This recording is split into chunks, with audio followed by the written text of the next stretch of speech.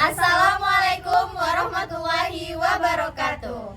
Perkenalkan, nama saya Rahmi Fadilah. Saya Widya Liza. Saya Fiona Julia Marsha. Saya Bunga Amrina Rosyada Borpurba. Kami dari Kelompok 2. Baiklah, kami di sini akan menjelaskan bagaimana materi tentang pembentukan vokal dan juga pembentukan konsonan.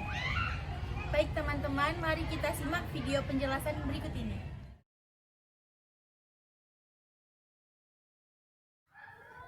Baiklah teman-teman semuanya, sekarang saya akan membahas tentang cara pembentukan vokal.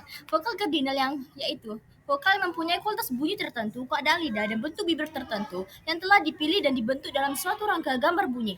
Parameter penentu vokal-vokal kardinal ini ditentukan oleh keadaan posisi tinggi rendahnya lidah, bagian lidah yang bergerak, struktur, dan bentuk bibir.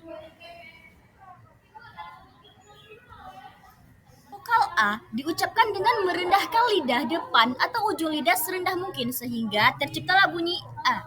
Vokal I diucapkan dengan meninggikan lidah depan atau ujung lidah sehingga terciptalah bunyi I.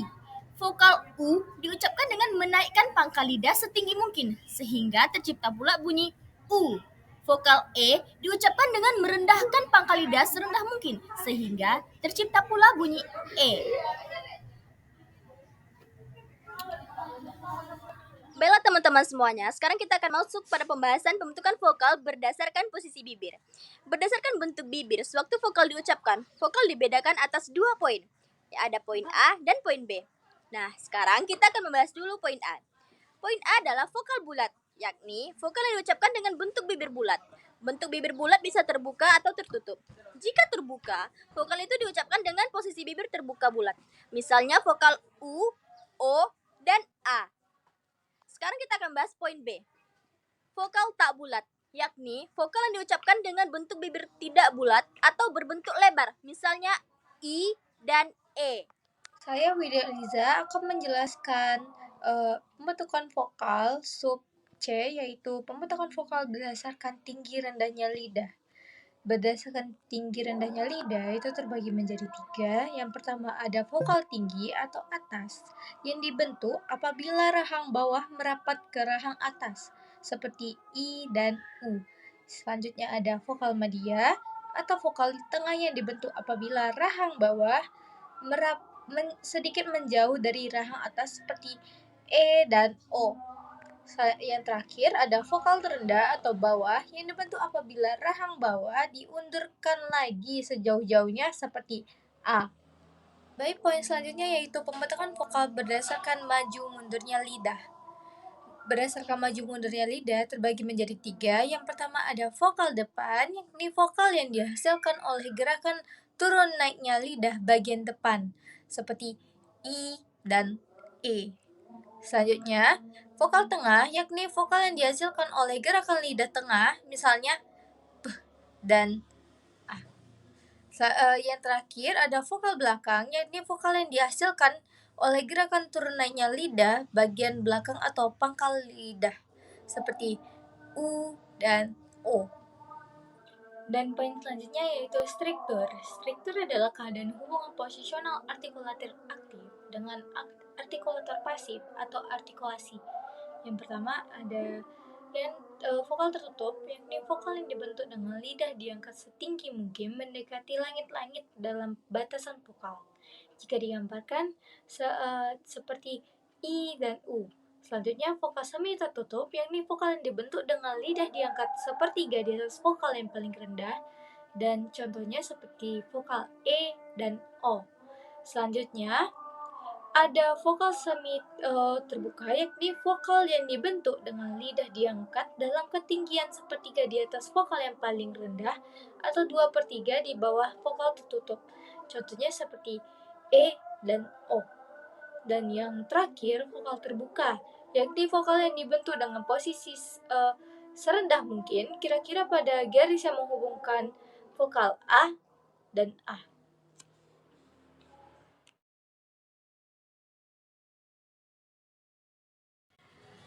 Baiklah, saya Bunga Amrina. Di sini saya akan menjelaskan materi selanjutnya, yaitu pembentukan konsonan. Pembentukan konsonan dibedakan menjadi 4. Yang pertama berdasarkan daerah artikulasinya. Berdasarkan dari artikulasinya juga, konsonan ada beberapa. Yang pertama ada konsonan bilabial. Salah satu bunyi yang dihasilkan konsonan bilabial adalah P. Yang kedua ada konsonan labiodental. Bunyi yang dihasilkannya ialah. Yang ketiga ada konsonan apikodental. Bunyi yang dihasilkan ialah. Yang keempat ada konsonan apikoalveolar. Bunyi yang dihasilkan ialah S. Yang kelima ada konsonan palatal atau laminopalatal. Bunyi yang dihasilkan ialah C. Yang keenam ada konsonan velar atau dorsovelar. Bunyi yang dihasilkan ialah K. Yang ketujuh ada konsonan glotal atau hamzah. Yang kedelapan ada konsonan laringal. Bunyi yang dihasilkan ialah.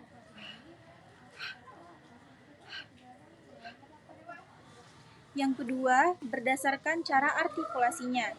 Berdasarkan cara artikulasinya, konsonan dibagi menjadi 5. Yang pertama ada konsonan hambatan. Salah satu bunyi konsonan yang dihasilkannya ialah. Yang kedua ada konsonan geser atau frikatif. Konsonan yang dihasilkannya ialah. Yang ketiga ada konsonan likuida atau lateral. Konsonan yang dihasilkannya ialah O. Yang keempat ada konsonan getar atau trial. Konsonan yang dihasilkan ialah.